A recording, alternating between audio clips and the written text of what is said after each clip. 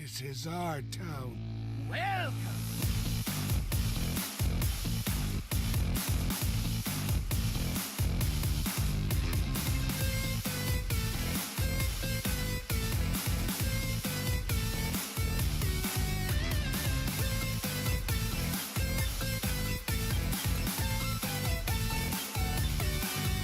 What's up, everybody? Welcome to episode 189 of Value Town. I'm ChanmanV, he's Gaara, and we got our special guest, fresh off his win at HCT Fall, LanguageHacker joining us for the first time. How you doing, Language? Good, thanks. Am I going to call you Hacker or Language? We got to get this right, like right from the beginning. That's fine. Just be consistent. We'll call you Hacker. How about that? Hacker for Sure. just the remainder of the show. But yeah, man, congrats on the win and everything, and thanks for coming on, man. You know, I know a lot of folks were wanting to do the gold rush thing, so you know, I was like really grateful we could get you on, given that you know the win was just this weekend. Yeah, thanks. It's much appreciated. It's been pretty much a whirlwind of events since Sunday, and I'm trying to catch up on life, on work, on basically everything that I put on hold for a week. Yeah. I mean, that's what's great about these type of stories, or at least Hearthstone in the competitive scene is really built on the fact that you know a lot of people can win, a lot of different names and different people can win, and you know you've definitely been doing well for a long time. But I would say the general community didn't really know you very much, you know, until this win. So you know, definitely happy for you. But before we get into all that, we're definitely going to get into interviewing with Hacker here. But Gaara, how was your week? Good. Yeah, pretty interesting. I did a lot of IRL stuff. But, IRL, really? Like gym IRL or something other than the gym? Tell me. I did fun stuff. Okay. I did fun stuff, and I like the thing is like, as soon as Blizzard announces something, they usually do this like annoying announcement of the announcement, and then it's like you're kind of waiting for the nerves to happen, like before you get your motivation to play Hearthstone. Like, yeah, you know, like you play ladder. I play ladder. I was playing like today as well, but you're kind of like waiting for tomorrow, right? Tomorrow the nerves are gonna come. Yeah, back. Thursday. Yep. So I'm kind of waiting for that. Yeah. So it's kind of the limbo period, right? Yeah. That's kind of why everybody's doing the gold thing, I think, today. So they're playing arena instead. But yeah, I know what you mean. It's definitely, it's not too bad. I mean, it's better than them announcing it like a week ago, and we have to sit here and oh yeah, definitely. our tongue. Like with the expansion, like it's like 2 months. Yeah, totally. But yeah, so anyways, let's get back to, I guess talking to Hacker about just, I guess life right now. So you're working and competing, right? You're kind of doing the dual thing right now. Tell me how that is. Like, have you found it really tough to from the standpoint of getting points and not being able to travel to all these events like all these other guys? It's definitely a bit more challenging, I'd say. Like I'm sure they put a lot of work in, like probably more than I do, just because they have more time available. I know the guys who do it full time. I know Bloody Faces. He mentioned he quit his job earlier this year to pursue it full time. I know a lot of the people on the tour are doing it full time. So it's kind of difficult to have to do the whole 9 to 5 thing, then come home. I still have motivation to compete because I'm just competitive by nature. But it definitely takes a toll when you're already a little bit tired, and then you get to start the prep work. Yeah. How much time do you think you spend? Like, when you get home and like, each week, how much time do you think you spend on Hearthstone? Let's see, probably an extra 20, 30 hours maybe on top of a 40-hour work week. Yeah. That would be probably just hard, like hands-on stuff. Whenever I'm not actually playing, like I'm doing other stuff, I always have some stream up on the second monitor. I'm looking at HS replay in between loading things. Like, So there's a lot more than just the hands-on stuff that helps me keep on top of the meta and kind of what's popular, things I should keep my eye on going into events. But hands-on stuff, probably 20, 30 hours. It varies week to week too. Yeah, 20 and 30 hours of just basically prepping, right? Like it's not streaming. I would bet it's comparable to a lot of these other guys that stream or, I mean, obviously not the guys who don't stream. They obviously are spending full time. If they're going full time, they're obviously spending, 40 hours or even more on that. But, 30 hours, that's a lot, on top of a job. That's definitely pushing it. So do you have any aspirations to go full time, or is this, you see this continuing as is? Well, I technically haven't announced this publicly, but I did give my my notice in at work a few weeks ago. A few weeks ago. So you already prepared for this. Yeah, now I look like a genius at work because now I actually I went and won it. Yeah, dude. But yeah, I'm in January. I'm going to be full time streaming, competing, like being part of the community, and I'm hoping to kind of like build up going into it. I obviously can't do this full time now, but I'm going to try streaming like 2-3 times a week, nights, and try to take it from there. Yeah, I saw you tweeting it, or I believe it was on your Twitter account that you mentioned you were going to start streaming, or maybe it was was on Reddit when you were saying you were going to do an AMA or whatever. Yeah. So yeah, awesome, man. Like definitely make sure we get folks at least watching the show to follow that channel. What is it just going to be LanguageHacker? Is it just twitch.tv/LanguageHacker? Yep, that's cool. that's me. Awesome. So talking about just we'll get into the event itself in a second, but just generally HCT, what's your strategy been? I mean, has it just been more of a ladder type of ladder centric type of again strategy, just because you can't travel to any events, or I don't know, how have you been approaching it? So I do the normal monthly ladder grind. I'm not the best ladder grinder, I must admit. I get really I think you can see from like the first day of the event as well, I get kind of emotional. So when stuff goes wrong several times in a row, I just kind of pick up and just leave my computer for a while, which doesn't help when it's, the last day of the season. Right. I haven't been able to get like consistent top 200, top 100 finishes, but that's usually not enough to qualify. I mean, in NA, it might be sometimes, but I know for the other regions, it's not. So what I do is I try to get like good enough ladder finishes, and I do travel to some events, mostly America ones. Like last year, for example, I did Austin, Denver, Atlanta, and Montreal, and so the DreamHacks. Yeah. And this year I've done Montreal and Austin, which I top 8'd, and I'm doing Atlanta as well, which is mid-November. Yeah. So usually I'm able to top one of those, fingers crossed, kind of knock on wood sort of thing. And if I do, then that helps a bit with the qualification. Yeah, well, you're in good shape now. You don't have to do any of the other ones if you don't want to at this point. So that's cool. I mean, that's obviously the events will have a lot more on the line for you, given that you can't go to as many. But it's awesome you've been able to make that work. There's more and more that are starting to pop up now, in NA, which is really nice. All the DreamHacks, we had the one in esports arena too, that's going to, that was pretty nice. And it's really good. I felt like before we didn't have that many, in NA LAN event wise. And it was like really, really tough for folks to be able to participate here in the US. But you're from Canada. I don't know if a lot of people know that or not. If they weren't watching the broadcast or whatever, you're Canadian. And the Canadian team's in the top 8 at BlizzCon too for Hearthstone Global Games. So, congrats on that. And, hopefully I'll be seeing you at BlizzCon as well. But talk about that. Talk about the whole Global Games experience. Has it been great representing your country and getting a chance to do that? I would love to tell you more about that. However, I'm not actually on the team. Oh!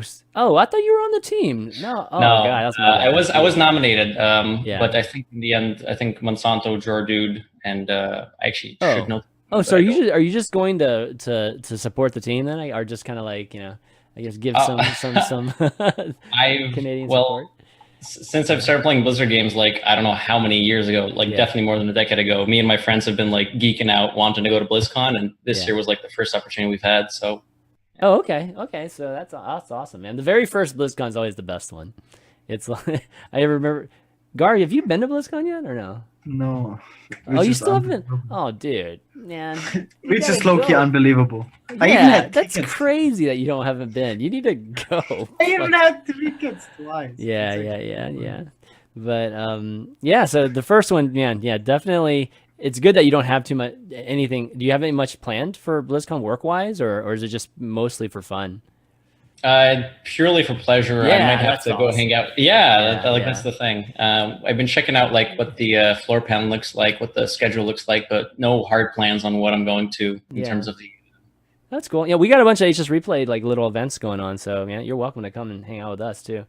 But that's awesome, man. The very first one I went to too had nothing planned. It was just like, just enjoy the event, and it's still the best one obviously I've ever had, or just a super memorable experience. So that's going to be really amazing for you. So yeah, I mean, I think that probably good just to kind of start talking about the event itself. The one that happened this weekend, HCT Fall Championships happened. Again, LanguageHacker ended up prevailing champion here, and it was pretty interesting. I think by far the match of the or at least the series of the event for me was the one you had with Redman, and the crazy Q block games. Those were epic games, man. So why don't we start there? Like, how did you? Well, with your lineup, actually, let's just start with your lineup first, and we'll go into that match. But going into the event, what was your prediction on what everybody else was going to be running, and and how you made your decision on your lineup? Okay, so looking at all of the playoffs, well, at least the most recent one, we saw that there was a lot of everything. Honestly, there was a pretty decent mix at the American playoffs. But an interesting thing to note was that people who brought like control decks, and there weren't that many, but those like Odd Warriors, they performed super, super poorly. So I didn't expect to see that much control at the championships. I expected to see some aggro and maybe some like anti-control decks. There's not that much else out there right now. There's no like, quad combo deck, quad Mechathun sort of thing going on. Mm-hmm. So there's really only two major types of lineups. Although Hatul, however, was one who did bring I would guess as close to a control lineup as you can consider. So I kind of prepared to face aggro, so tech against that, but I wanted to be able to beat the rest of the field, which is just good decks or quote anti-control decks. Yeah, I mean, I think it was generally a good read, right? I mean, I think that folks either did bring an aggro deck or, I mean, definitely not a control deck. Like you said, Atul, I think was one of the only ones, and lots of things in between. I mean, I think your lineup was similar to a lot of others too. I think the biggest difference was the Druid. I think people either brought Malagas Druid or they brought Taunt Druid, and depending on that, as well as the Warlock too. We had a lot of Zoo Warlock or even Warlock, and I think the Zoo Warlock really did bad this weekend. I mean, a lot of people got reverse swept or really struggled trying to win with that deck. So it was interesting to see how that played out. So what do you think was the key deck for you in your lineup, like that ended up performing the best for you? Well, I want to preface this by saying I haven't looked at all the stats yet because I'm still trying to catch up on sleep and work and everything. Yeah. But I believe my Shutterwalk was undefeated the whole tournament. I didn't see you lose with it, so I wouldn't doubt it. I'm going to say Shutterwalk Shaman. I rolled pretty well with it, I must say, but I think I made some decent plays with it. I think there was at some point the HSE Sports tweeted out kind of like the three highest win rate decks at some point through, and I had three of those decks, and I think correct decisions. Yeah, exactly. So Taunt Druid had an incredibly high win rate, something like 67 maybe percent. Mm-hmm. And I think three people brought it: myself, Sinto, Lol, and Moyen.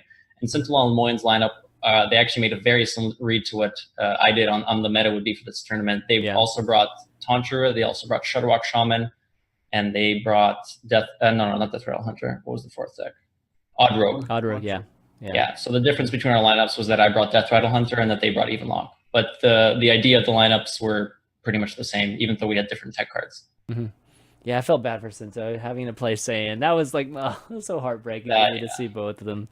Or have to play each other. Yeah, I would have loved to have seen Sinto in a different bracket there. But okay, I mean, Odd Rogue did super well too. I think generally in the Odd Rogue. I think Quest Rogue even did well too. I believe Quest Rogue I think surprised me. Yeah, it surprised me how well. There's been a lot of talk. We had Fino on, like, was it last week or the week before? And it was last week, yeah. And he was just saying how Quest Rogue just beats everything. Like, I mean, whatever, most of even the aggro decks that people think are just definitely favoring the aggro. Good. Except Tempo Mage. Thank God. Tempo Mage is the only deck, and very few people brought Tempo Mage. Yeah, I think it was just like Island Cat and Cameo, and I think that's Trunks. Oh, Trunks too. Yeah, Trunks too. I think 3 of the Chinese players brought the Tice lineup. Yeah, exactly. Then that one was like the one you were most prepared for, since you could just ban probably this Trunks has a Malagos Druid. You could really just ban that. And that's the funny thing, actually. I didn't expect as much Malagos Druid. My thought process was that in playoffs it wasn't that prominent. Like, it was there, but it wasn't like the most brought Druid deck or anything. Mm-hmm. So I made the read that there would be not as much Malagos Druid here as well, because from what I know about Malagos players, if they think Malagos Druid is the best deck, they're going to bring it to everything. Yeah. And it didn't seem like they were bringing it to playoffs. So I'm like, okay, maybe they're not going to bring Malagos. So I cut Ooze from all my decks and kind of take more for aggro. Yeah. And then I faced a high number of Malagos. Yeah, Druids. you did. Yeah. But you got through a lot of them. I mean, definitely takes a little bit of, I would say, a little bit of luck in terms of when they draw the right cards, because Malagos Druid, if you draw the cards in the right order, it's just over. They can't do anything about it. Yeah. Okay, so anyways, let's get to that match. Let's get that match with Renman and Gaara. I don't know if you caught this match, but it was Renman brought Q Block. He's like one of the few people that actually brought Q Block. And I think the first match you had was Q Block versus Warrior, right? And I think that was like a real yeah. Not Warrior, Hunter. Sorry, Hunter. Yeah, it was Hunter. Yeah. It was really, really tight match there. Cuban Giants and I mean, and all kinds of crazy stuff, right? But then it was the Taunt Druid versus the Q Block. That was wild. And that matchup was how many gosh, man, how many spiders did we have that game? That was 7 or 8, I think. Man, I think it was a lot more than that. I think it was more than that. I think it might have been 12. Maybe on his side. Yeah, Hydronox Gaara. They were like 12. So you think you had 8 by yourself? No. I meant in the game in total. Okay, yeah, no, I think I think it was more than that. It might have been 10 or 12. But it was wild, man. It was really insane. And I think in the end, Renman ended up taking that one, right? Yes, I conceded, I think, a bit too early, actually. I didn't realize until the next set that I might have had a board clear. Oh, really? Okay, I didn't even realize that. That's fine. Twitter noticed. Yeah. Honestly, that matchup's really, really interesting to play. It's super intricate. And it's funny that it came up because when Taunt Druid was first kind of created, I don't know how many months back, it was at a point where Q Block was actually popular on ladder. So that matchup happened a reasonable amount of time. So I kind of knew it already, although I had played it more from the Q Block's perspective. Mm-hmm. So I knew right from the start, and I assume Renman knew this as well, and he played like this. He kept his one Faceless and Tal'Daram for my cube after I Witching Hour and Hadronox, and he Faceless, or he either Faceless or Tal'Daram the cube, or maybe both at some point, and then just pacted the cube to get the Hadronoxes out, and then pacted the Hadronox to get the taunts back, and then it was just it's just insane. Yeah, just insane amount of taunts. Yeah. On both sides. Yeah. That was. I love those games because we never get a chance to actually see those kind of permutations often. And maybe you guys, the players, might see it more, running into it, but definitely not on broadcast. We don't get a chance to see that type of the game. So, one of the things you said in your interview, that we noticed was that you wanted to face, Just Saying again. And most people think that's crazy, given that Just Saying is arguably has been the best player in the world, the last couple months now. So I guess. Let me explain that a little bit more, that maybe a little bit more than the interview. Okay, sure.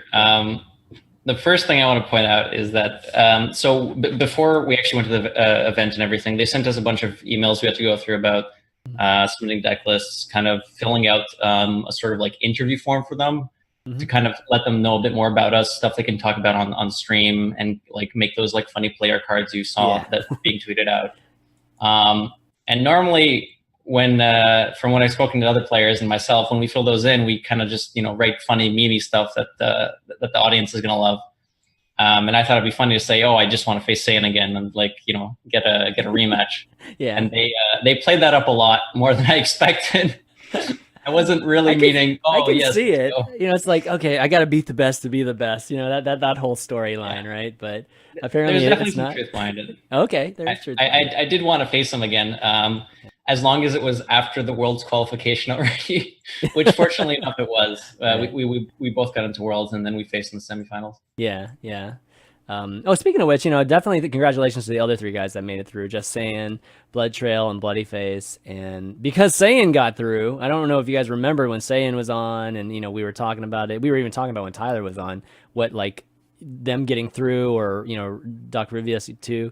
Is that because Saiyan got through, Muzzy is through, right? Like with last call, because I think he has such a lead. Like he and Saiyan have such a lead on the third place person that he's pretty much guaranteed to get through.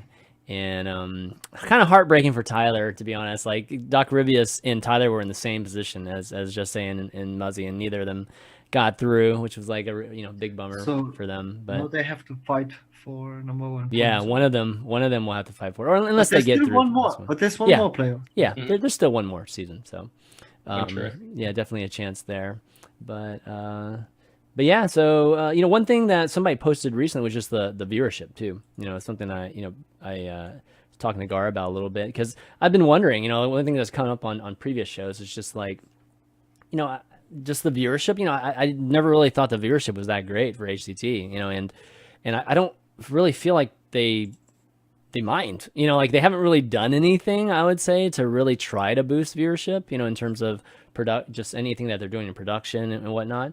So it always made me wonder, like, just how the productions do in China, in other countries. So we get a good look at this. ESC had a graphic on this, and looks like the overall peak was 241,000 viewers, which a lot of it was obviously the Chinese stream. Like I guess the peak for Chinese was 197,000. That's a lot. That's still more than I thought. Like I didn't realize that there was that many people, that many Chinese audience, given that the English audience is always like 20, 30,000, something like that. It makes so much sense when you look at the Chinese production and the way how they promote Hearthstone in China. Yeah. Like it doesn't surprise me that it's like so much bigger in China than anywhere else. Yeah. Because we do so little. So do you think this is actually big? I mean, do you think 241,000 is pretty healthy for just an esport event, like a Hearthstone event? How's that sound? I mean, that sounds like a lot. Does that sound like a lot to you, Language? 240,000. The one statistic I remember, it was maybe like a year ago at this point. I know they Hearthstone tweeted out that they hit some million like unique accounts or something.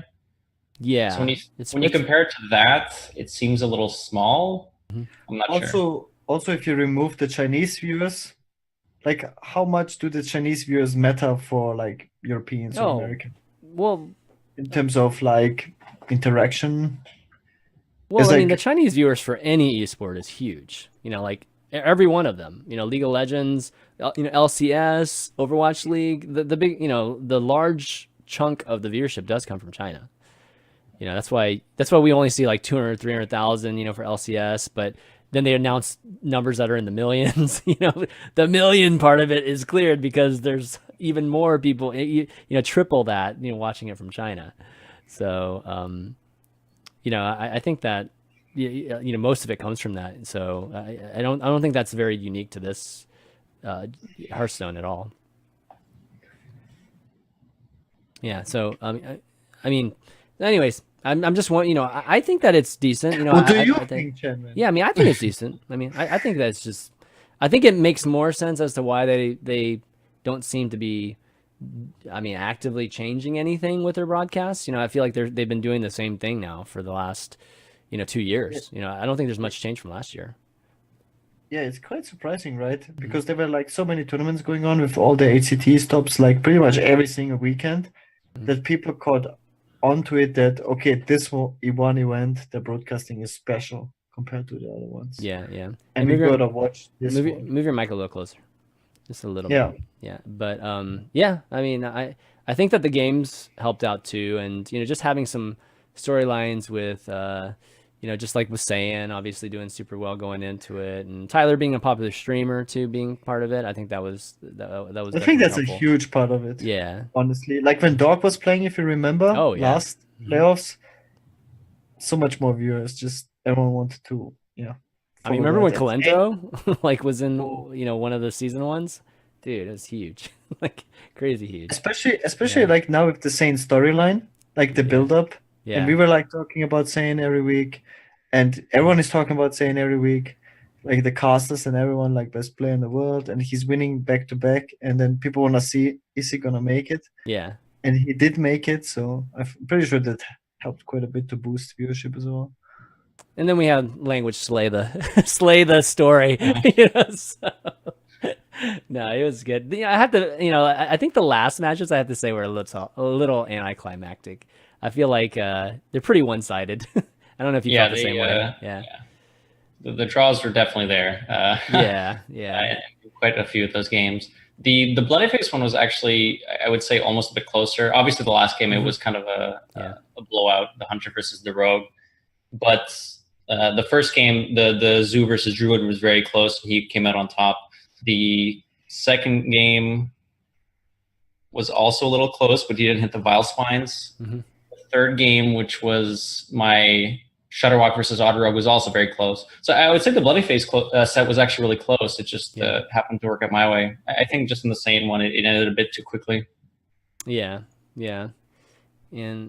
But that's Hearthstone, right? Yeah, like, I mean, we just gotta hope so. I mean, obviously, as a player, you hope to be on the side of that you were. I felt like you were on a couple times this side, but it's gonna happen sometimes. And as a viewer, we want to see both of you guys draw well and then kind of go against each other and see how it plays out.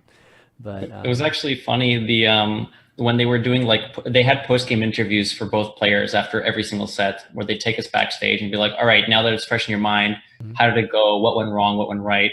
And what's sticking with me is that the first game against Bloody Face, when it was my Tantra versus his Zoo Warlock, we both had like incredible hands. Like he had the Kel set, I remember that. Fusion on the doubling imp, and my hand was like Wild Growth, Oaken Summons. And the casters, so we're pretty close. So the players, we're pretty close to each other on the stage. So like if we do turn our heads in the right angle, we'll see each other. But we were both super focused on the game, and the interviewer was telling me that both of us saw our hands, and both of us were just grinning on either sides of the monitors, like, "Oh, this game's gonna be good." Yeah, nice. Yeah, I remember that game. That was a good. I mean, the casters were kind of playing it up too, and you won that game, right? No. Oh, you didn't? I thought you ended up winning that game. Okay, yeah. Yeah. So overall, I think it was super entertaining, event, and looking forward to the next season, and I guess not too much more to say to wrap it up. I think that the new season starts like right now, right? Like this current month is going to go towards it. So good luck to everybody in that regard. Before we move on, we're going to definitely talk about balance changes next. So I know a lot of folks are waiting for that. And but before we do, I just want to give a shout out to our sponsor this week, which is ZipRecruiter. Those of you who aren't familiar with ZipRecruiter, it's a job site, and Gaara, what's not smart, just in life, it's like making the lottery the centerpiece of your retirement. Except for now, guys. I don't know if you guys are looking at the lottery. Or do you guys have a lottery in Canada and in Germany? Like, do y'all do that sort of thing there? It exists. Does it exist? Yeah. Does it exist in Germany too? Dude, right now, our Mega Millions is like $1 billion right now. No joke. It's gotten up to, it's going to be $1 billion on the next draw. So, but typically what's not smart is making your lottery centerpiece of your retirement. But, what's also not smart is when you're needing to hire people and you're just kind of waiting for the right candidates to apply to your job, or, you're having to search through a ton of wrong resumes and things like that. Well, what is smart is if you if you actually start using ZipRecruiter, and you can use ZipRecruiter by going to ZipRecruiter.com/valuetown and sign up for free right now. And what ZipRecruiter does is like it aggregates up from a bunch of different job sites, and it allows you to be able to just go to one place and be able to scan through thousands and thousands of resumes and candidates, and then it recommends you like the best ones too. So it's the number one employer. It's the number one site by employers in the U.S. and it's clearly for a reason because of how good it is. So definitely check that out. And again, you can go try it at ZipRecruiter.com/valuetown and try it for free. ZipRecruiter definitely is the smart way to hire. Okay, so let's talk about balance changes now. So big news, and this is the big news that Gaara was referring to before, is that they finally announced some changes.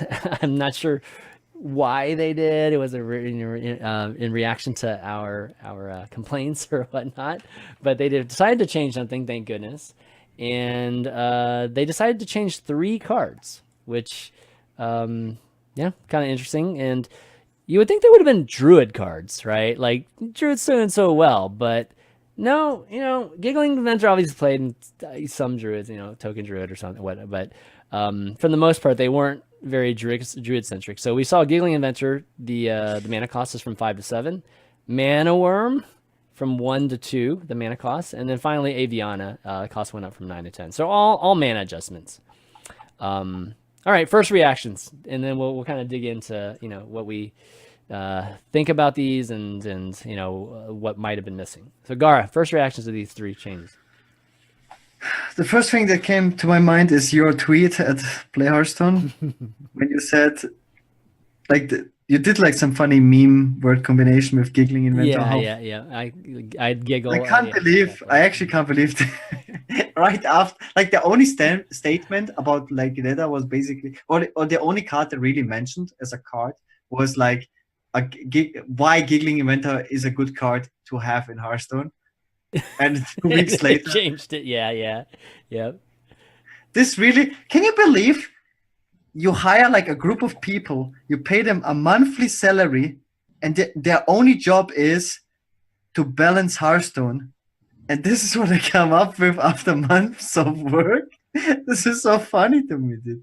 Like there's no, do you think they have an actual balance team like that are paid to do this, like what we see here? I mean, you mean to recommend this change, or what do you mean? That are working on it. That are play testing and looking into data. They have data. tester. No question, they have like 4 or 5 guys that are testing. But this looks like something like some janitor or something did after like, okay, dude, the community is angry.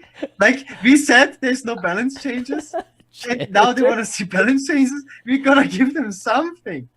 Like all these changes, like if you want to go more into detail, the way how these cards are nerfed is so bad as well. It's not like just the choice of cards. Okay, it's only 2 cards. Like, do we want to talk about the Kun change? Like, we can talk about the Kun change first because it's the least relevant one. But you mean the Aviana one? Yeah. Oh yeah, the Aviana. Well, I mean, it's a very relevant wild change, like super relevant in wild. But wild is so broken. Like there's so many broken things in wild. Like this doesn't really change anything. Let's be honest for a second. It changes this deck. This deck is insane though. I mean, you haven't played enough. But there's so many. Like you can still OTK. You don't need this, man. Like there's still Emperor. It's like cool story, bro. Like, sure. Okay. But it's like this is the only white. What was the last white change? It was the other one that was bad, right? Which was Naga Sea Witch, maybe? Yeah, Naga Sea Witch. But that was like a year ago or something, and now this what are they trying to show us with this change? Like they care about wild balance or something? I don't know. It's like, well, they do care. Obviously, they care a little about wild balance at the very least, right? It must be. This must be such a broken deck, like that you just. It is. That's what I'm trying to tell you. Yeah, it is. But there's so much. But you can still do it though. You can still do it. No, it's much harder. By default, you could do it with the like it's a little bit harder, but there's still like. Can you imagine like Druid in Wild? Like Druid in Standard is you just have to guide people, but in Wild you have like 20 options. DK your opponent. Well, you can. What's crazy is in Wild, you're using these other cards that aren't even used in Standard, which are like the Psych Melon, and then the Star Aligner, right? For a while was like a crazy, it's probably still good. So it's just like, oh man, it's wild, man. It's literally wild. Yeah, in the but Wild. Literally. like, Yeah.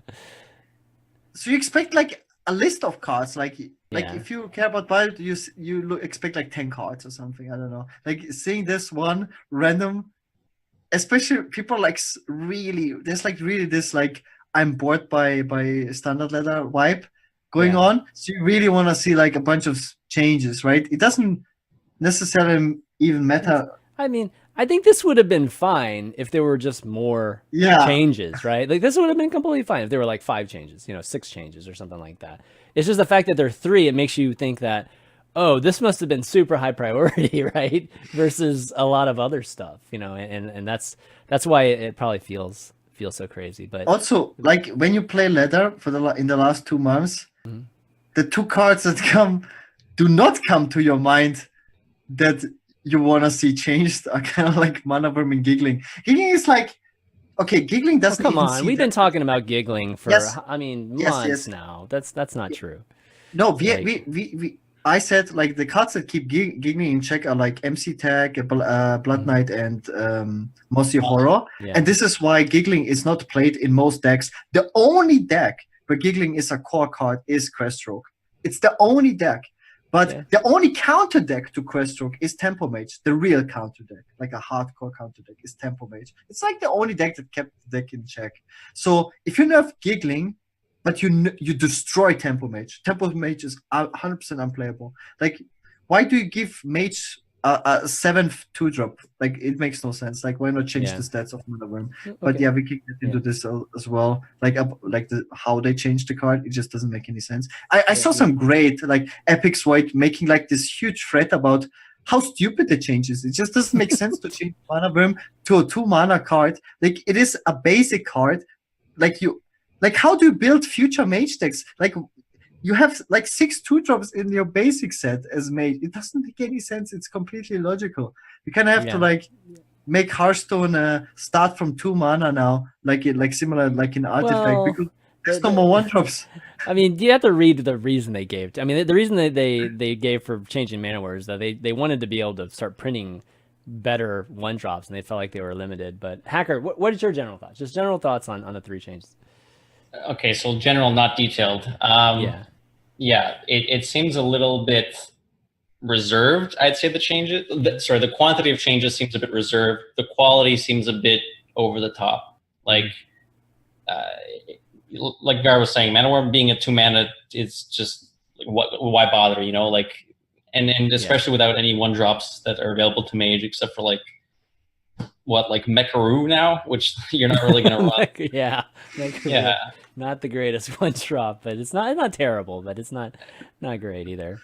Similarly, like giggling, it's less of a giggling nerf and more of a quest rogue nerf, because like Gaara said, with other counter cards showing up, giggling doesn't really show up in that many decks except for like exactly Token Druid and Quest Rogue. And even in Token Druid, like you take a giggling adventure, they'll probably still be fine. Yeah. So yeah, I mean they even said that they initially tested it at 6. Yeah. And it still was being played. I mean, they still felt like it would be played, and I'm like another reason for that too is possibly that at 6 mana you'll start seeing it like as a strong, like you'll see it in like Even Lock or something, and maybe they're concerned about making Even Lock stronger, so 7 seemed like a safer nerf. I mean, they could have just said that though, you know what I mean? Like they didn't say that, like, which is surprising. Do you think that Queststroke is unplayable? Because all the Queststroke players are saying Queststroke is unplayable, but when you destroy Tempo Mage, like you take it basically out of the game, and all you changed was giggling. I really don't, and this meta will obviously slow down. I can't see Queststroke not being playable. Like I know how strong, but I don't know. It might switch to something. I don't want to say a bit more cycle heavy, but we'll see maybe like some of the tech cards drop out and add a bit more draw. Because with 2 extra slots now, people have already been running Lab Recruiter even without giggling being nerfed. So with this out of the way, maybe you just cut Giggling completely. You throw in some other cards, maybe an extra draw. Maybe you run double fan, double mimic pod now. I mean, some people even talk backstab, right? Kind of bringing that back, maybe. So, but you think at 7, just absolutely not playable by Rogue. It's like, why? Yeah. It reminds me of the post from Kriparian. Like he which one? The lizard Boom, one? The lizard? No, he showed Dr. Boom right next to Giggling Inventor the same mana cost. That's true. That's crazy. That is crazy. Which card shall I put him with it? Yeah. It kind of feels, I don't know. I kind of have this like call to arms, kind of nerf type of feel to it, where it's just like nobody's playing it anymore, and Giggling obviously had a different reason for playing it, but yeah, I mean all of these cards, right, are not going to be played anymore. And I think that's kind of what you were talking about, with just like the actual changes to them seem to have been, not even the correct changes to them. It's okay to nerf them, but not just completely Warsaw Commander them, right? That's kind of always the epitome of these type of nerfs. So let's talk about the mana worm. Like, how would you have changed this? If you didn't want to make it a 2 mana, what would you have made it? 1 mana, Gaara, 2? Yeah, either. Which one? 1, 2? You would have just changed the health? 1, 2, yeah. I saw a few people talking about the 1 mana 1/2. I also considered, what if you were to just like change it so every time you cast 2 spells you get 1 attack? Like, I don't think that would be super hard to implement. It might not be as strong of a nerf as they'd want, but I feel like that would make it a bit better than just 2 mana. Yeah, it would remove the coin kind of plays, which that wouldn't be bad. Yeah, the what speaks for the 1/2 is it's more in line with like Tide Caller, like the Murloc one, which is basically a 1 mana 1/2 that gets buffed for every Murloc. Oh, right, yeah. Like it would be basically the same card, but it works for spells instead of Murlocs. Mana Worm was just the best Wonder Orb. Yeah, I mean, it still probably would be played at 1/2, right? Like, I think people would still run it. But that's the point of a balance. Yeah, it would have been. Yeah, it would have been much more. I mean, it's balanced. Well, it's balanced, but again, like I feel like they just wanted to just remove this card completely so that they could have just more room, to make. But that, minions. why call it balance changes? It's so weird. Yeah. The one thing I had in mind, which might also be why we don't see that many cards in here, is what they're trying to set up with future expansions, because they're going to announce one soon. What, at like BlizzCon? What if they are planning on immediately releasing a new like Mage 1-drop that they consider is maybe not on the same power level, but it's playable at least. At that point, you don't want Mage having that many 1-drops, for example, especially in aggro tempo Mage or whatever. I suspect that's not the case. I mean, that's actually good reasoning, but I suspect it's not the case because they would have planned this from the start, right? They would have planned to nerf Mana Worm from the start because they're releasing something really cool at BlizzCon. And they didn't. This was like a last minute, right? This was like, oh, well, our team was talking about a balance change after they had said they're not going to do a balance change. And, they ended up making this change quick. So, I mean, you could still be right in the end, but I suspect it's not, just given the sequence of events that's happened. Because, they would have prepped a lot better for that. It's so interesting to figure out the reasoning behind it, because it doesn't make sense at all. Like, no, seriously. Like, if Mage has only one playable deck, and without the Mana Worm, Tempo Mage is unplayable, so basically kill an entire class. With just this change, you kill an entire class. And it is really not a problem. Tempo Mage is beatable by multiple decks. And the only reason why you even played Tempo Mage was Quest Rogue. That was the only reason why you even played Tempo Mage. So why do this change? Like, they only changed 2 cards, right? So this must be like super high priority change. And where do they get the information from? Definitely not from the community. No, there was like no outcry, please nerf Mana Worm or anything like that.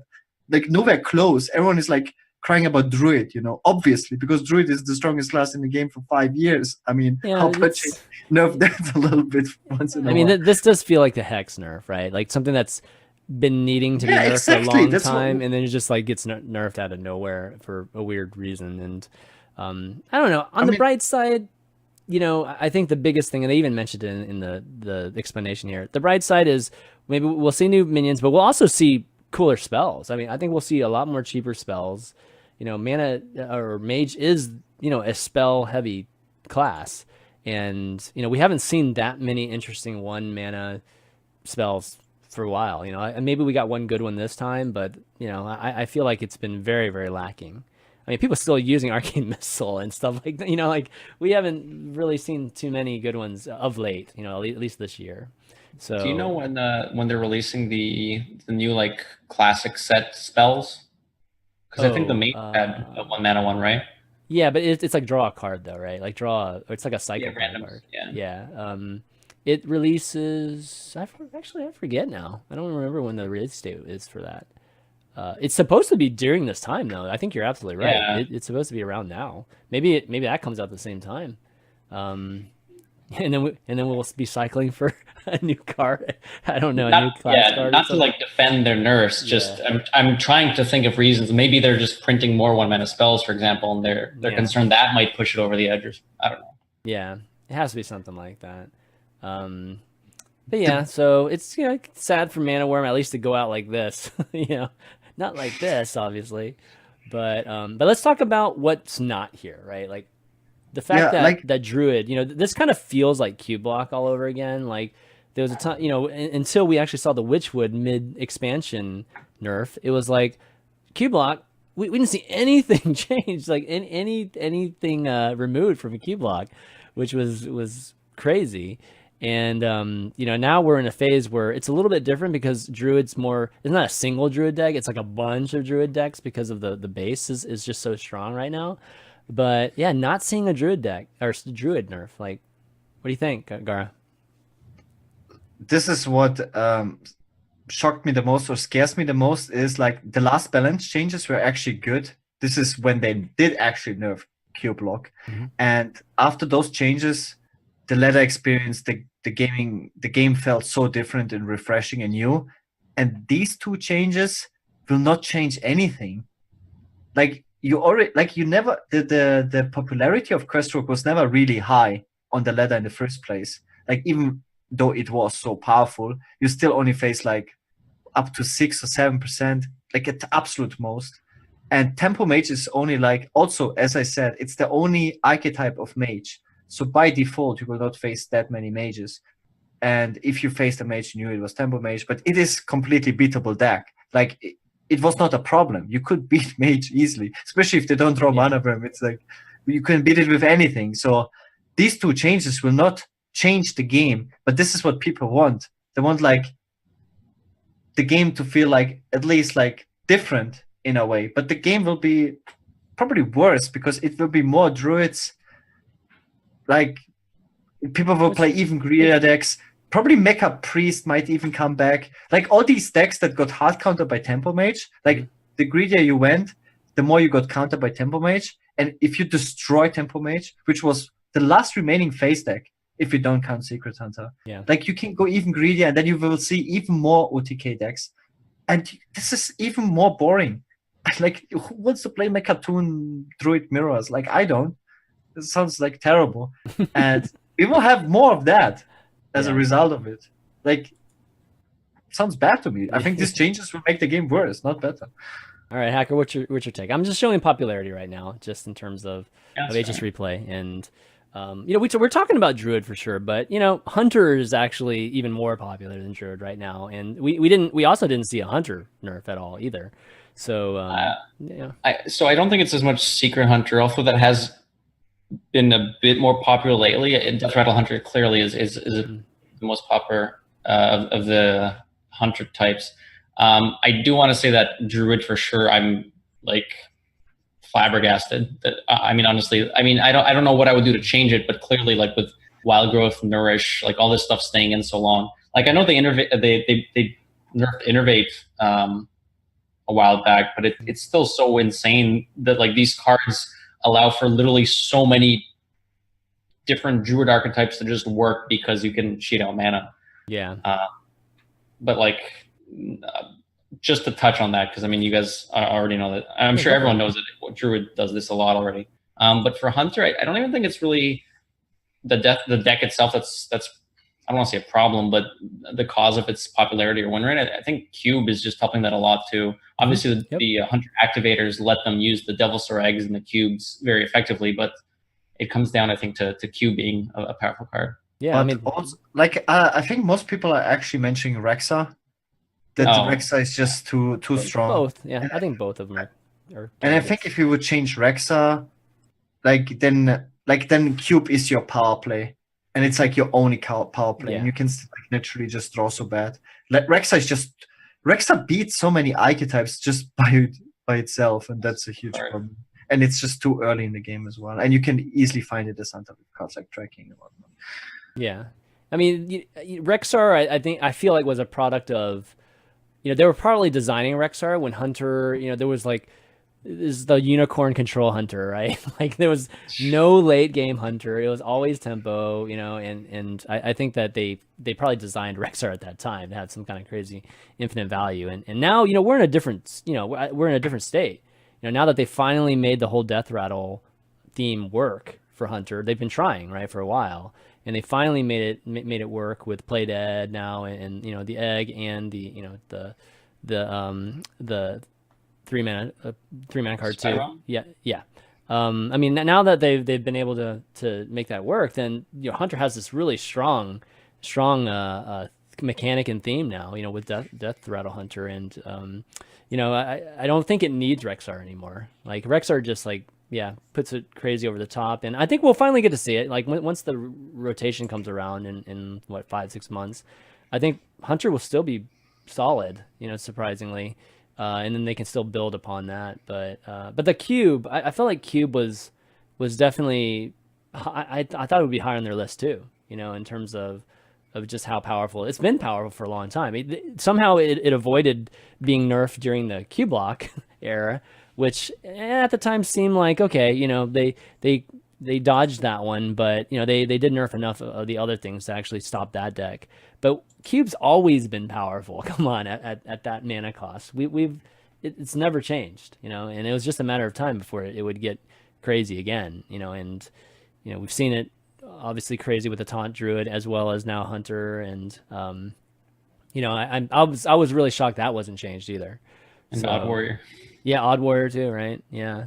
So I mean, Odd Warrior is definitely going to be an issue, right? Like it's that's going to be lingering around forever until they've nerfed enough that it becomes the most powerful deck again. And then they'll have to look at that. So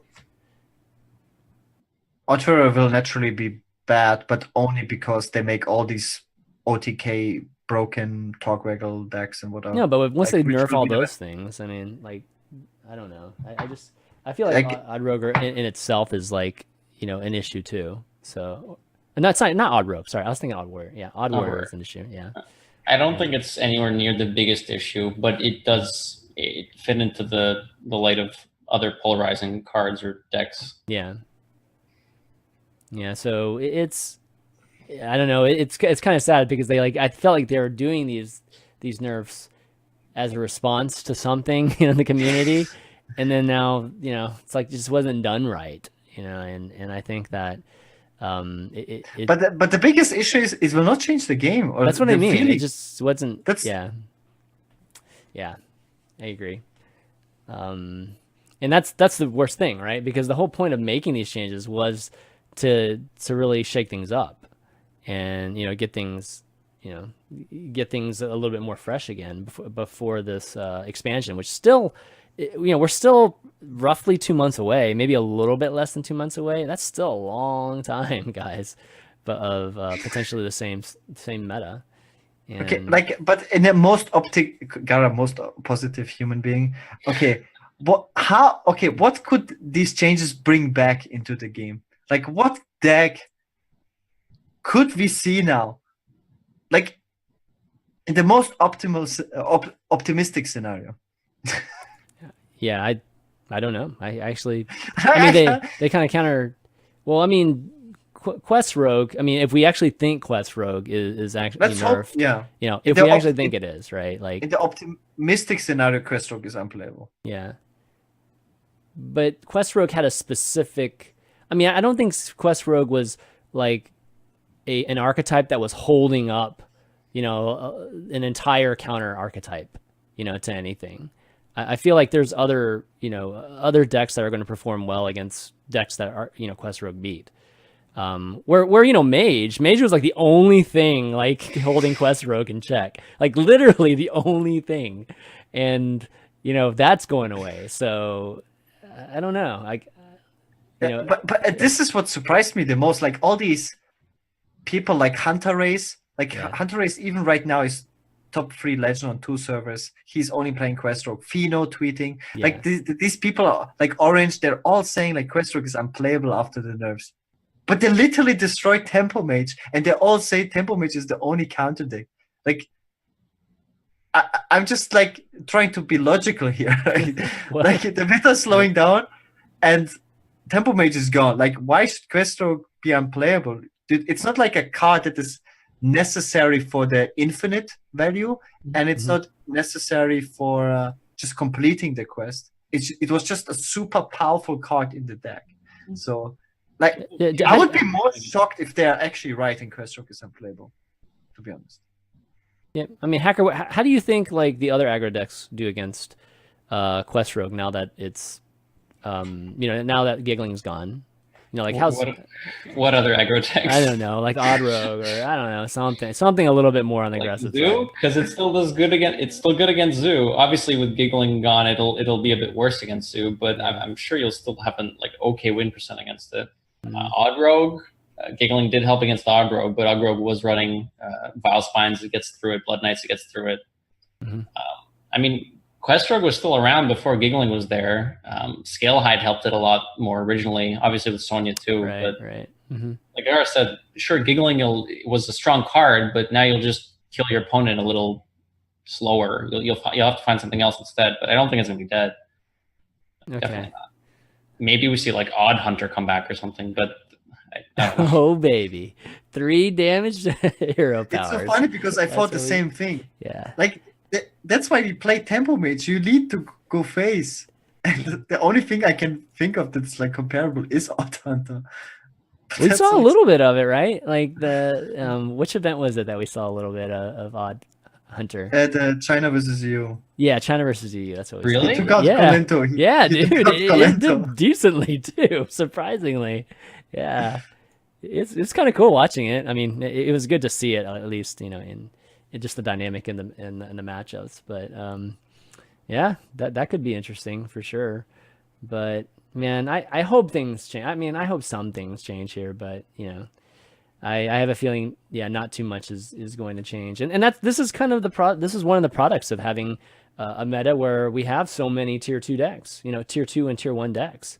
It's just that like if you do remove just if you're targeting cards that are only in one deck, even though a lot of people are saying Giggling's in a bunch, but really, we're talking about just affecting one deck, and then we're only affecting the Tempo Mage, then, that's only 2 out of 25 decks, we still got the same 23 decks run in there, still going to be doing well. So, let's just hope that Blizzard has like this super data, because they have all the data, right?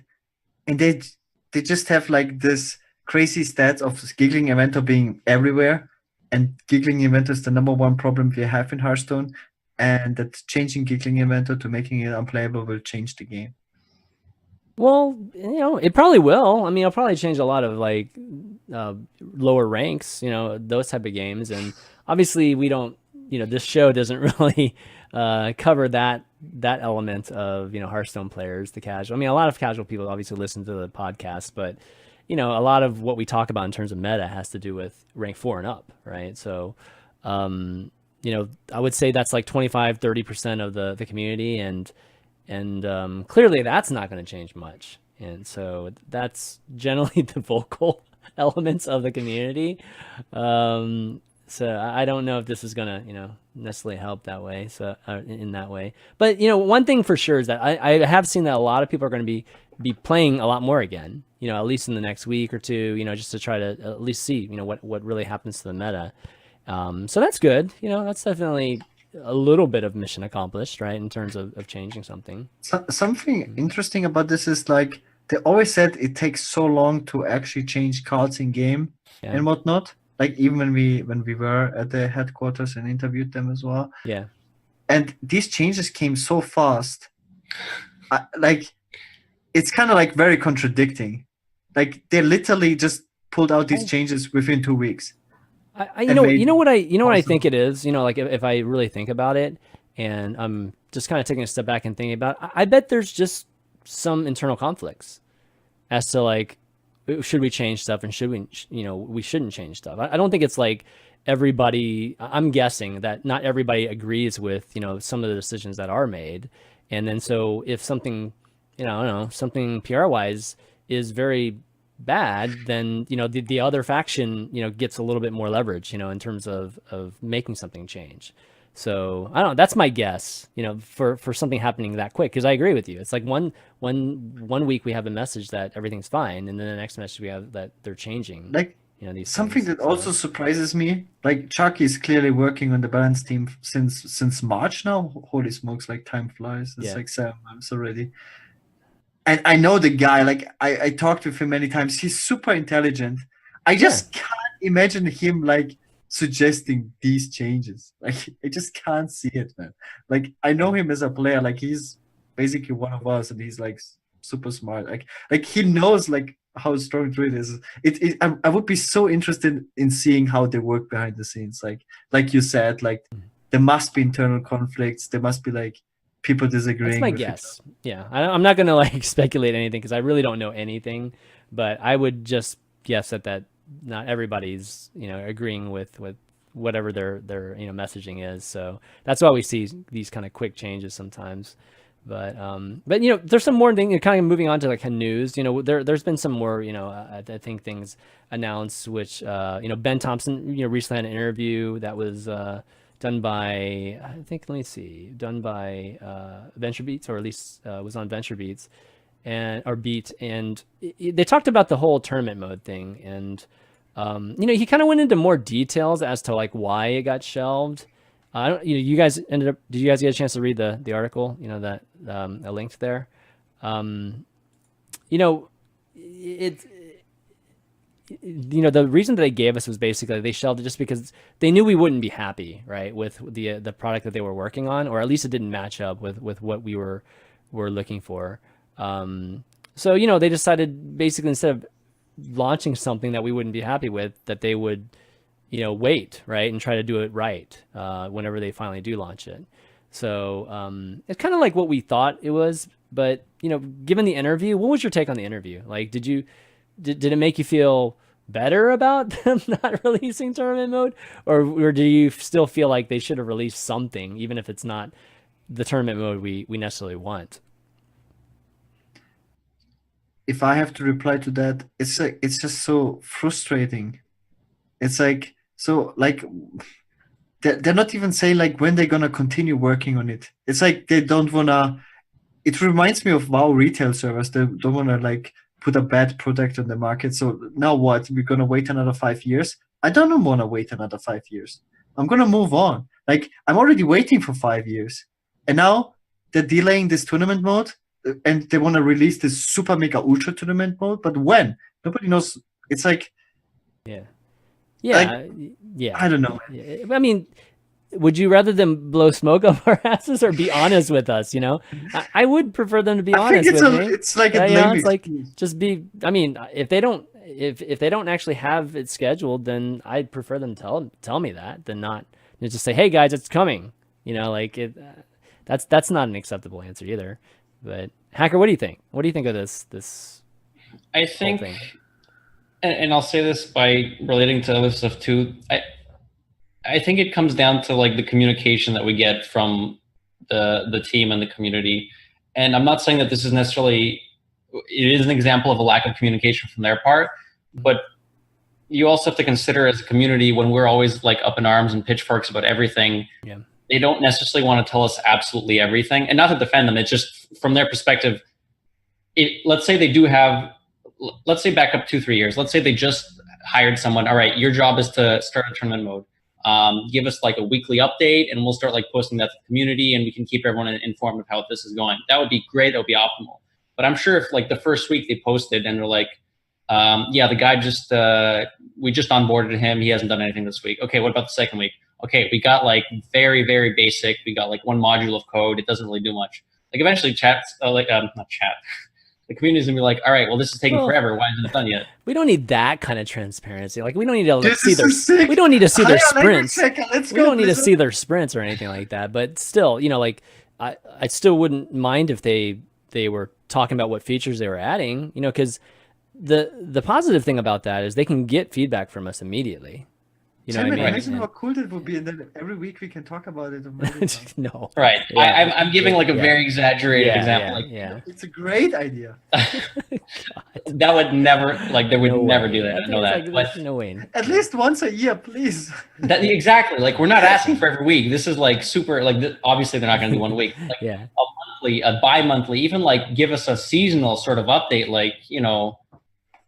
But like Gaara said, he's been like, this has been what? How many years has Hearthstone been out now? Like, and the update they give us is, we had a tournament mode, but we're not going to like. Well, so I mean, to be fair, they never said that they were working on a tournament mode until, you know, this year, right? Like I think it was earlier this year, or maybe it was like late last year. You know, they never promised us tournament mode, right? We were just always asking for it. And it wasn't until, you know, Ben, I think it was Brode that said that, yeah, we actually are, you know, working on tournament mode now. That's, you know, we all started getting more excited about it, right? And so, you know, they weren't just, you know, it wasn't that they said that they were starting it. It's just like there's no progress on it. They just didn't make it at all. You know, I feel like they didn't even start working on it until, you know, this like a year ago, or maybe like a year and a half ago. So, the fact that they, you know, I think what, you know, concerns me a bit is just the product spec for it. You know, like the actual design of the product, just, you know, like the fact that we wanted bans, the fact that we just wanted things that kind of match what competitive Hearthstone is I feel like a pretty basic thing. You know what I mean? And you know, there's obviously a disconnect there, you know, and that's the reason that they're ending up shelving this project for now, is because there was such a huge disconnect as to what the consumers want and what they ended up even starting to make and design. And so that, I feel like that was a big, you know, faux pas on their end. Like they completely designed, you know, the product incorrectly, and it's caused this to happen in the end. So, you know, I think if they would have just started with the specs that, you know, like that added banning and stuff, they could have maybe kept on schedule, and then maybe we have tournament mode right this second, you know, that had bans. So, you know, there definitely were some mistakes there in terms of that, and unfortunately, you know, it means that we're not going to see tournament mode. I don't even know like how long, you know. So, I'm hopeful it's next year, you know, like maybe. Maybe next year, I don't know, but you know, I think that it was good that Ben, you know, I guess cleared some things up, you know, in terms of you know, just some of the misconceptions. Maybe like some people think it's because Ben and Young Woo are gone too, and clearly he said that it had nothing to do with, you know, the people leaving the team. So yeah, I think that was interesting to see from that interview. Another bit of news that they had was that and they released the September leaderboards, which was kind of cool. It's like October, but they released it. Did you guys get a look at that? Crip was number 1 in the arena, which I think he's been number 1 before, but I don't know. It's kind of cool seeing Crip at number 1 in arena. I think you even tweeted about it, right, Gaara, or something at one point? Or I was joking because Crip is not number 1. Lettuce King is number 1. What, Lettuce King? Yeah. Lettuce King is number 1. Yeah, but that's it's not Crip. That's Crip. Fake news. Look at the average wins now, man. It's like 8.8, man. That's crazy. Yeah, and I want to point that out because if you look obviously like the top 10 are going to be like such a huge step above the rest. Yeah. But even looking at Crip next to like down to the next guy. Yeah. 0.2 average wins against someone else, like over someone else, is incredible, especially when you're already at like 8 point whatever. Like that's incredible. He really optimized arena. Yeah. You should just replay that net, guys, for trying to optimize his play. Right? He does. He actually does use it a lot. Yeah, in terms of helping him, you know, analyze just what's going on in arena. So yeah, I agree, Hacker. Like point two is actually quite a bit, and I mean, it wasn't that long ago, just having high sevens was like really, really good. And, like you'd have like one guy that was over 8, like the first or second guy over 8. But now, man, you almost have the top 10 now, like right at that 8 level, which is Even so if you impressive. compare like Lettuce King Crip, whatever, like to the 10th player, he's got a full win over him. Like that's insane. Yeah. I mean, in Crypt streams too, so it's not like he's, you know, I feel like it doesn't feel like he's necessarily trying as hard as he can possibly try, but maybe he's just so used to streaming at this So point. every time he loses, he's actually getting stream sniped because yeah, that's right. That's right. No, that's not true. 10 wins average. No, 10 win average. Yeah, Dreads is on there too. Dreads is number 11, which is cool. Kind of seeing the, popular names is always nice, but a lot of familiar names if you ever see these lists. But no, super cool that way. They posted the standard ones and Wild. Who's on top of Wild now? Actually, I didn't really get a good look at this. I don't recognize a lot of these Reno names. still there somewhere? Reno? I think there's a player called Reno somewhere. No, I don't see him on here. I don't see some of the usual suspects on here. And then standard, of course, yeah. But yeah, so you can check that out. I'll link it in the chat real quick. Definitely cool. Last bit of news. So we mentioned it before. Frodan, organized this Twitch Rivals thing that's happened right now. It's a Hearthstone Gold Rush where it's like the first player to 500 gold, starting a brand new account. It started at 3 p.m. Eastern today. Gets $15,000, right? And the second place is I forget how many thousand, and so on and so on. Actually, let me bring up the actual page. So my question to you guys is, what's the right strategy for getting 5,000 gold the quickest? Like, what would you do, Hacker? Like, Gem Arena, of course. Is it just Arena? Just so if you play like Crip, then you jam Arena. Oh, well, yeah, that's true. I think it's first to 5,000 gold, but yeah. Is there like a rule book or anything for that? Because I imagine you can't. Well, obviously you can't purchase anything. It's like it's all free to play. You also can't do the 80 gold. You can't play like with a friend, so you can't do the 80 gold thing. Yeah. Okay. So like the problem is that it's capped to 150 gold, which you can get from ladder, and I'm not sure if you only get it for wins, because getting wins seems extremely hard with a new account. I think it's only for wins. Yeah, you can opt in to be like the rank 50 or whatever that you start off with. So that'll help you win a bit at the start. I think most of it will come down to how good. I mean, it's going to be a skill of how good people are at Arena, and also how much you can optimize like the daily quest rerolls, because that's going to be like, obviously if you get the 100 gold wins. That's so interesting. Yeah. RNG. There's RNG even in this, man. Like I was actually free to play the first 2 months when I started playing Hearthstone, and it like everything compared to Arena Gold is just so neglectable. Like playing Arena good. Like you have to play Arena good. It's like without a question, you have to play Arena and you have to be good, else you can't compete. I mean, all those featured streams are Arena players for the most part. But this is like the dual class Arena now because of the event. Yeah, that's true. That's an interesting element to it too. Is that it's not just like the normal Arena. So the typical super awesome Arena players might it throws a little bit of wrench in it when you can combine the different hero powers with the classes. So I'm really interesting to see who's gonna end up winning. There's like a Discord channel. I popped into it earlier just to see how many people. There's a tons of people entering into it. So I wonder if we'll end up seeing just a familiar name end up winning it in the end.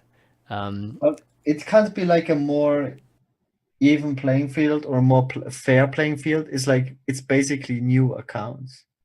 Yeah. Literally anyone can participate in it. Yeah. It's very, I mean, yeah, sure. And anybody can sign up for it and play in it as long as you have a new account. But, I wouldn't say anybody can really contend for it, though. That's a different thing. Yeah, it's definitely much tougher. Okay, well, it's really cool. Again, like Frodan organizing that event, we can have more of these type of events, It's just a matter of people just coming up with it and actually being executed. And, the Twitch Rivals, I believe, is a Twitch thing, because I've seen Twitch Rivals in other games that they've done. just various other games that are streamed on Twitch. So this is, I think, the first time that we're seeing Hearthstone be part of Twitch Rivals. Frodan obviously, being with Twitch, has the ability to make things like this happen. And it'd be great to see some more of it. Okay, let's get to some questions here, kind of round off the show. But before we do, I want to thank some of the folks that have been supporting the show for a long time. That's our patrons, of course. You can go to patreon.com/valuetown and throw a pledge our way if you want to support the show, help us do this each and every week. But I want to give some shout outs to some of the folks who have been supporting us for a long time. That's Mike T, our legendary producer. I've got a couple others, Raydan and Bryce L, Scott L, Alpha4004, Grant A, Edo, Lee D, Nick P, Richard M, a random ASMR, a random guy ASMR, and then Alistair M, just to name a few. If you haven't heard your name, don't worry. We will get to your name. We try to read out everybody's, eventually. It probably takes a few weeks before we cycle through everybody. But, thanks so much for everybody that's been supporting, and, hopefully we can get some new folks too. All right, Q&A. We've got Ahmed N asking, can winning be boring? Is the first question. Yes. I had a few times where I quit some mobile games because I find the game not challenging. Therefore, what is an acceptable win rate for a game? And I guess let's just talk about Hearthstone. What's an acceptable win rate for a game like Hearthstone? Yeah, anybody want Hacker? You want to chime in first, and then Gaara, you can. There's like two numbers. I think there's like a win rate cap. What do you mean acceptable win rate? Yeah, so in this case, we're talking cap. We're not talking the low end of it.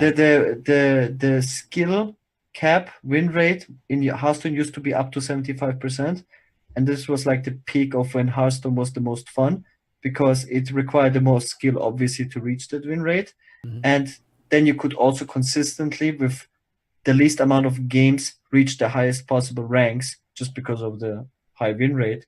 Now the skill cap win rate is around 65%, which is bad. And maybe at times even lower, which is horrible, which increases like variance, overall variance, matchup RNG, polarization, all blah, blah, blah. Yeah, the bottom is a different story. I think what's compelling about this question is can we win too much? And can that be a bad thing? And Hacker, what's your take on it? Yeah. What do you think it would be? In light of the Aviana nerf, yeah. No, actually though, it's true. Yeah. For America's playoffs, when I was like absolutely like drop on the floor, pass out from like I'm done practicing sort of stuff, I still wanted to play Hearthstone, but I couldn't touch ladder because it's like I don't want to play ladder, man. I got to practice the decks. The meta sucks. Like so I went to go wild. And of course, the big thing now is Starliner Druid, and like, oh, everyone's saying, oh, it's so overpowered, oh, it's so strong. I'm like, yeah, okay, sure, whatever. I copy paste the deck code, and I actually got like the email from Blizzard, the monthly, like your month in Hearthstone sort of thing. Yep. Like my win rate was like 97%. I played like 30, 40 games. It was incredible. Like obviously I play a bit better than the average person. Yeah. But like I was not paying attention to these games. Like I was all tabbed. I was doing others. It was easy. Absolutely insane. And I think I literally just got bored of it. Like to his question, is it too much? Can you get bored? Like, yes. Yeah. Wow. That's the first time you pull off the combo, it's like, wow, this is incredible. Cool. Yeah. The 7th or 8th time, it's like, yeah, stars are fine. Yeah, okay, you're dead. Okay, next game. And it's like, then why bother at this point? And how easy you get it too, right? It's just like get Psychomelon and you're pretty set. It's like that's like a key point. Is the win rewarding? Like when you just win games because you did some broken stuff and you didn't even have to think or use your brain, or you just played Kalesev, like listen, and you top deck the right cards, you just win. It's not rewarding. And yeah, I think like winning for me, for example, winning with Shadowwalk Shaman is super rewarding. So even if I have like super high win rates, it's super rewarding because every single game I have to make so many decisions that impact the game. So I can't win enough with Shadowwalk Shaman, even if I had like 100% win rate, because it's super challenging and super rewarding. So with Druid, like when I played Maligos Druid and I had 70%, 80% win rate, I was bored to death because it usually involves wild growth, nourish, just into ultimate, just not but draw. that's if it's super easy. Yeah. For me, for example, HOTS, I won 14 games in a row and I quit HOTS because it was boring winning that game, because it was like, I didn't feel like I did had a huge impact on the game. It was just we won. I mean, that in a game like HOTS is a little different, right? And I guess you could maybe say with Hearthstone too. And you know, well, Hearthstone's a little bit different because of the decks. But in HOTS, it could be just a matchmaking thing, right? Like you're just not being placed against the right skilled people. You know, people equal skill to you. Hearthstone is different because we have, you know, decks and meta, and you know, there can be just broken decks.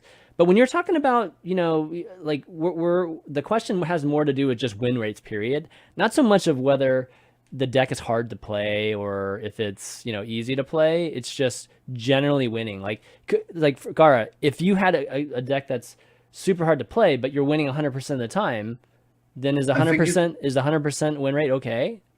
No, it's not okay. Oh, I You know thought what I about mean? like Yeah. how okay about the experience. Like, is winning too much bad? Okay, in general, of course. Like, if there's decks that have 100% win rate, of course that's that goes without saying. Like, what the hell? Everyone would play that deck. Like, what happens then? The Oh, I universe. mean, what if the combo priest? You know, what if the early combo priest, right? This expansion, the crazy, you know, topsy turvy one. What if that was super high win rate for like the top pros, and it's super hard to play. So like, folks Counter argument. Well, it's proven that this is good for the game because Razaku's priest was exactly that. Like the best players, including myself, even though memes.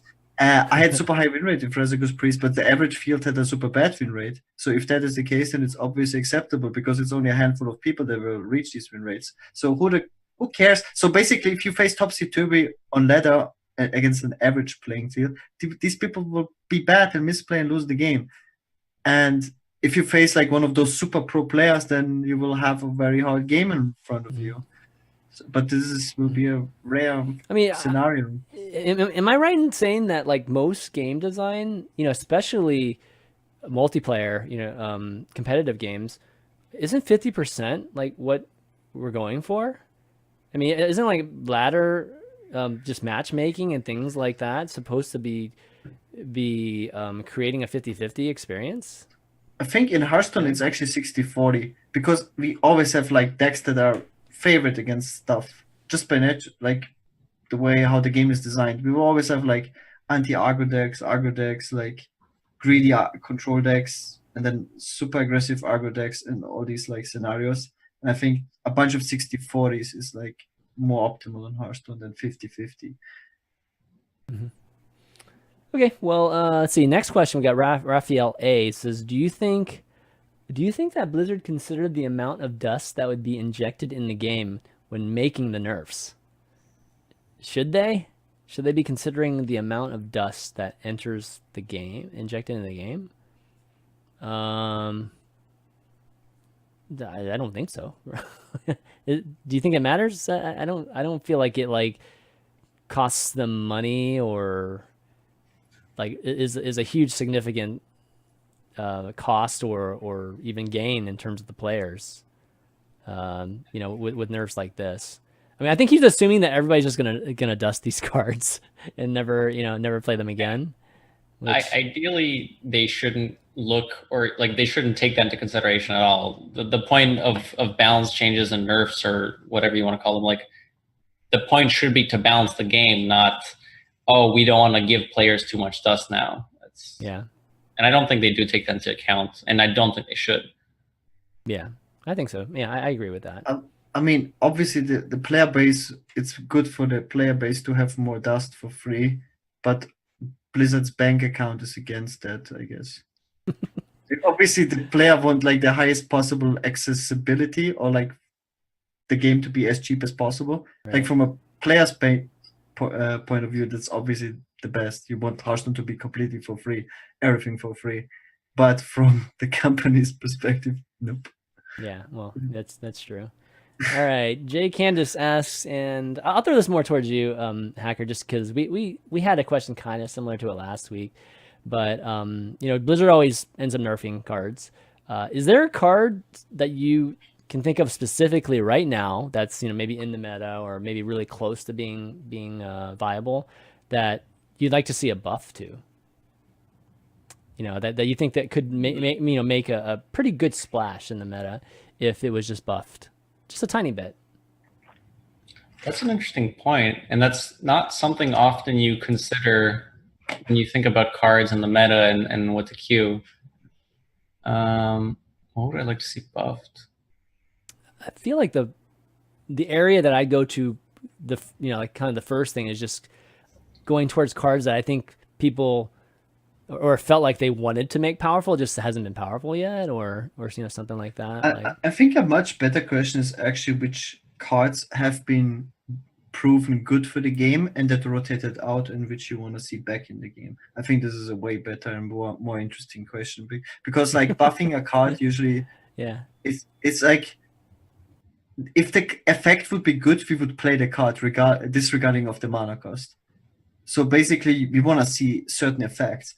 An example would be Dirty Red. I think right now Dirty Red would be a good card to have in the game, but we couldn't buff a card, That's a fair point. Dirty Rat was.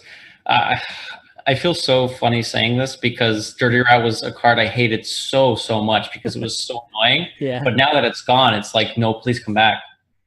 And it's easier for me to answer Gaara's question. Yeah, like Lothar, for example, I think that was a very good card for the meta. Yeah. Just in general. It could help. I mean, it's not going to block out combo decks like the Aviana Starliner Druid, but it would see play now. Mali, actually against Druid in general, you'd see play. It would be good against Tempo Mage. It would just a very good skill testing sort of, unless you jam it on 5. But even jamming it on 5, it's fine.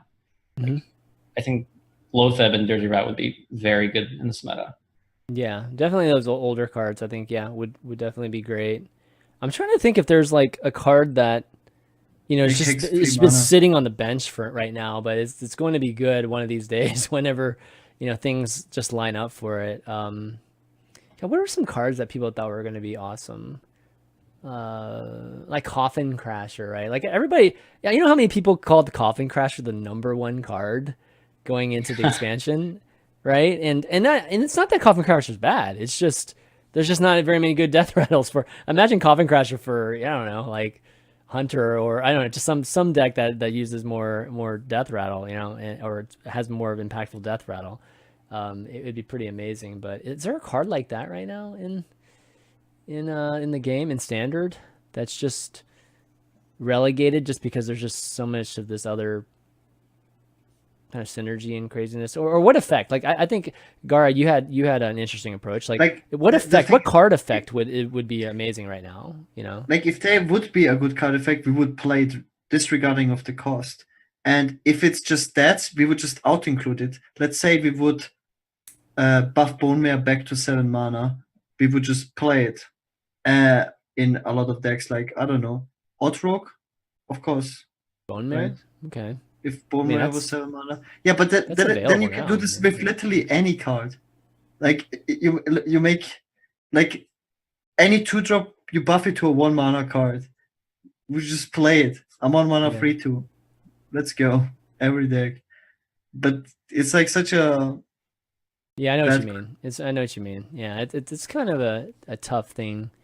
And I'm pretty sure if an effect would be good, we would just play it. Look, we play cards like Florist. It's a 7 mana 4/4. No, there's a threshold where it's just too much. It costs too much. For sure. I mean, you can't say that. Like, okay, which effect is good that we don't play? I don't think there is one. I mean, just because the stats are so garbage. I don't know. That's the question, right? That's really what the question's all about. Is like, is there anything that we're not playing? Like there's some kind of effect that's just too much, or like you said, trash body that we don't play. I feel like there is. It's just like you have to look through the catalog to find it. Is maybe a mech? Maybe how about that? Is there a mech card that's really close to being viable? That maybe there is actually some cards. Uther, the DK. If you would change Uther that he's actually good, you would obviously play him. Uther? I mean, Uther's already like almost good. Uther sucks. Compared to other DKs though. If you could just, I don't know. I'm trying to think if the hero power would cost 0 mana. That would be broken. That would be broken. That's what we need though. Then he's playing.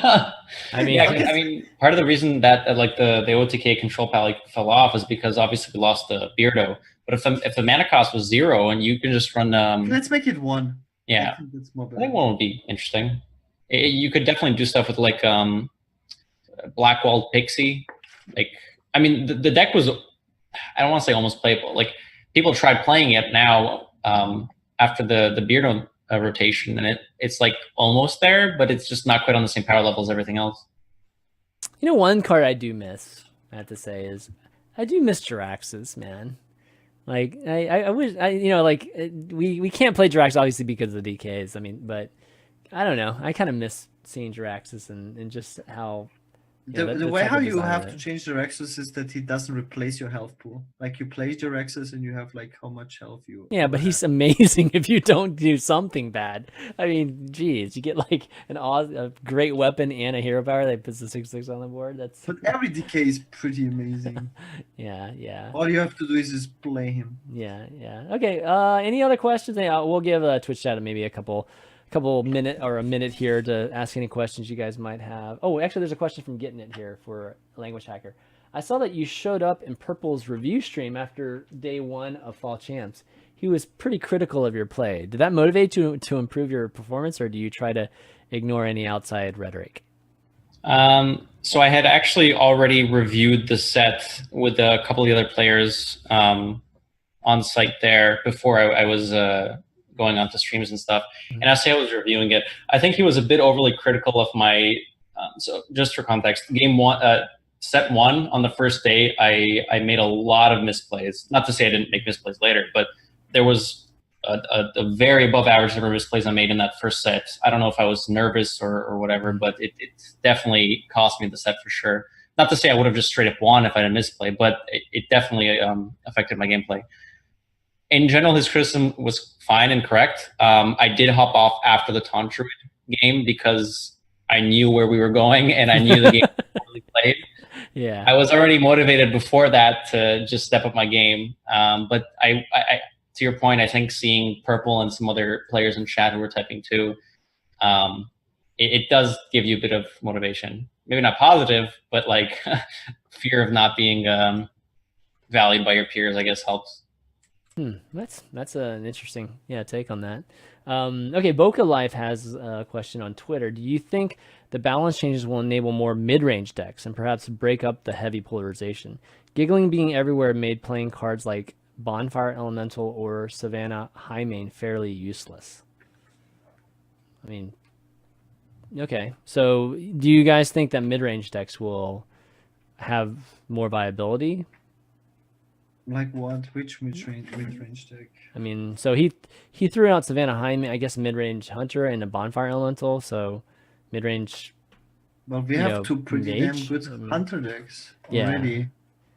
Yeah, I think that's what's preventing mid-range Hunter from happening. I think good mid-range minions are preventing mid-range decks from happening. Like something like Shredder. We don't have really good 4/5 power plays. The power plays on 4/5 we have were like Giggling, and we had Coupon Curve on something. But besides that, yeah, what is the strongest 4-drop, 5-drop? Serenite is a good one, right? 4-drop.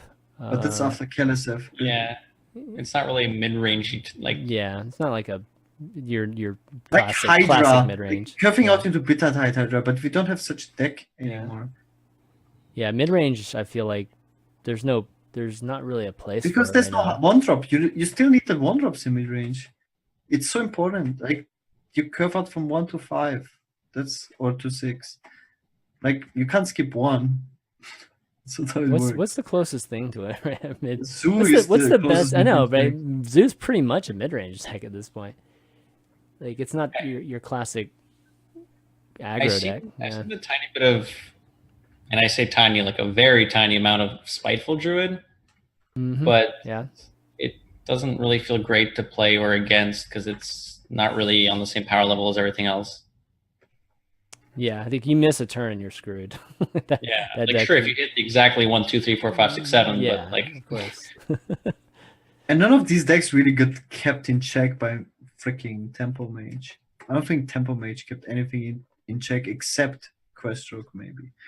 Definitely Questro. We almost need like a, I don't know, like maybe like a Murloc Paladin or something like that. You know, like That we're will missing. definitely, like, if you bring back Tempo Mage now, Murlocs will be like the standard now to run a mage 100%. Really? If you want 100%. 100%. Of course, because Murloc Mage was already like a thing, sorta, and now you would just play Murloc. Like, it's the only tempo.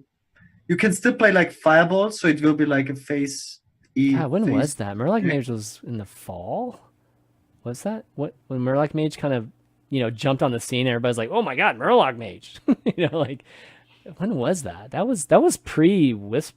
But you were running like Mana Worm in that deck, so like just having the Tycol as one drug seems pretty sucky. So, yeah, you're not gonna run Raiders. Yeah, that's true. That's true. Okay, let's see. Last one. Oh, maybe mid-range shaman. I mean, what's like mid-range Hunter. shaman? Like elemental shamanish type of thing? Yeah.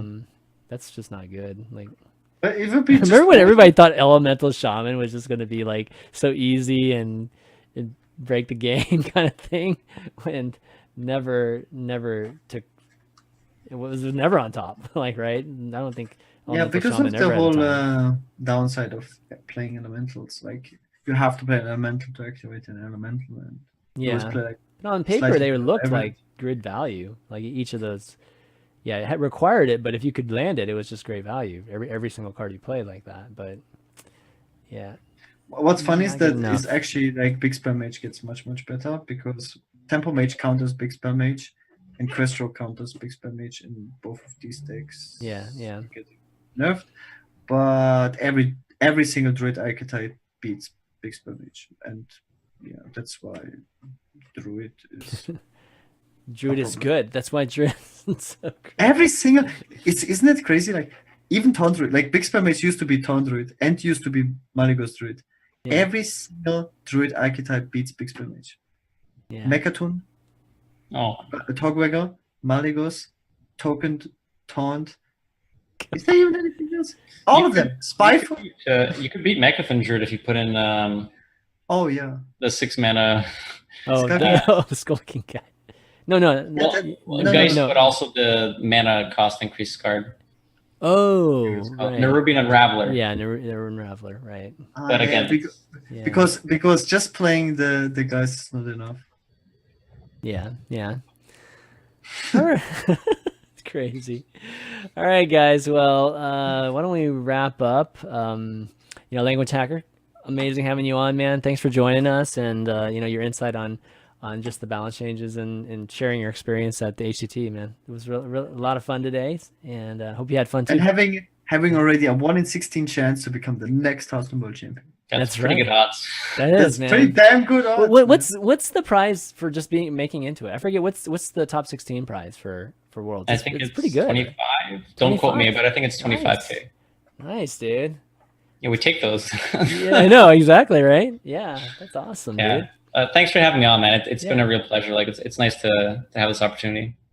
Yeah, and make sure to follow him obviously on Twitter, or all of our Twitters here, and he's going to start streaming too. So definitely, if you want to see more of this kind of insight, go and follow his Twitter channel too, or Twitch channel too, which is twitch.tv/LanguageHacker, spelled normally. Okay, no underscore there, right? Somebody actually took LanguageHacker already. Yeah, wow. I mean, the guy has, I don't know, he tweets like every 5 minutes, so I don't think I'm ever going to get that. Oh, wow. Yeah, that's not a squatter at all. Crazy. Gaara, you want to do some shout outs? Shout out to my stream to Twitch TV/GaaraShaman. I stream every day. Tomorrow I will hopefully the balance update will not come live at like 8 p.m. or 6 p.m. my time. That would be bad. But probably they will do it like that, right? They always, I don't know. Usually comes out around 1, right? Or 1 or somewhere between 1 and 4. Yeah. Yeah, so it's like in the evening my time. No, 1 EST normally. So it'll be around 7 or 8 probably for you at the earliest. Yeah, something like that. So yeah, I I don't know. I low-key can look forward to it, but I know it will not. Like my logic. Be positive, man. Positive. It's like you wanna like jump Yeah. into it and enjoy it, and then you're like everything in your body tells, like your brain tells you, nothing. No change. Well, I mean, it's not like a reset. I mean, it's only gonna, it's just slight changes, right? It's not like you're gonna instantly feel it. You have to play a good number of games to even All right. just feel it, right? So I will not play Tempo Mage though. I use. Well, so if you're hipster, you will play Tempo Mage. Try to win. If you hate it, Tempo That's Mage, if you're hipster, man. Yeah. you're gonna have a lot of fun. So yeah. No more shoutouts. Shoutouts to LanguaHacker. It was super awesome to have you all here. Congrats again. Must be nice. Like going to Worlds is like the freaking dream, man. Can't imagine. It was actually, if I can say for 2 more seconds, like they told us at the start when we were starting the final game, like me and Bloodyface, that by the way, there's confetti, whatever, don't freak out. And then instantly, 10 minutes later, you forget about it. So when I got up and you see me like looking around in surprise, that was just pure like, oh my god, what's happening? Like everything is just overwhelming. Like it's just incredible. Yeah, man. When did it hit you? Like, did it hit you immediately, or did it take like going backstage and just sitting, getting a chance to be alone and it kind of hit you? Like no exaggeration. I literally yesterday I stopped having. Every 10 minutes, it would replay in my head, and I'm like, oh my god, I actually won. It felt like everything up until yesterday was being seen through a TV screen. Like, honestly. Really? Wow. Yeah. That's so cool, man. I mean, that's amazing. Maybe it's because I'm pessimistic and didn't see it happening, but like, I don't know. I mean, I think most pro players are of that mindset, right? Like you're always trying to prepare for the worst, and most people do that for whatever reason, for defensive reasons or whatever. But no, that's awesome, dude. I love hearing that, and again, I think that it would be great to see you at Worlds, and it would be great to meet you at BlizzCon. So looking forward to seeing you there. Oh, speaking of which, guys, I want to mention that we are doing a meet and greet or a meetup, HS Replay and Value Town. And we're going to be doing it in conjunction with our friends at the Angry Chicken and Frog Pants, if you're just a fan of a bunch of podcasts for Blizzard games. But we're going to be doing it at the Bullmore, and those of you that have gone to BlizzCon in the past, you'll know Bullmore. It's the bowling alley that a lot of other parties have been at in the past, like Twitch parties or whatnot. It's the one that's in the same shopping center as Cheesecake Factory and all those things. So we're going to be doing that on Friday night. So from 9 to 11, you can come hang out with us. First 25 people get a free exclusive HS Replay t-shirt, which I've been designing this entire the last week or two. So hopefully you guys like it. But we'll all be there. All the HS Replay guys will be there, so you can get a chance to meet us, ask us any questions, give us feedback as much as you'd like, what you'd like to see on the site or anything like that. But we'll do that, and I'll mention it again next week too. But just want to mention it for the first time now. I want to thank you guys, both of you guys, for doing the show. It's been an amazing show today. Everybody for watching. Great conversation in the chat today too by a lot of the viewers. And follow the show's Twitter at ValueTownGG. And you can find us on all the audio channels for those of you on the way to work want to listen to us. That's iTunes, Google Play, Spotify, SoundCloud. And make sure to leave us a review too if you enjoy the show, so that other people can find it too. But if you want to watch the VOD, you can watch it on youtube.com/hsreplaynet. But that's going to be it, guys, for this week. So for LanguageHacker, Gaara, and myself, ChanmanV, we'll see you next week. See you next time. Peace.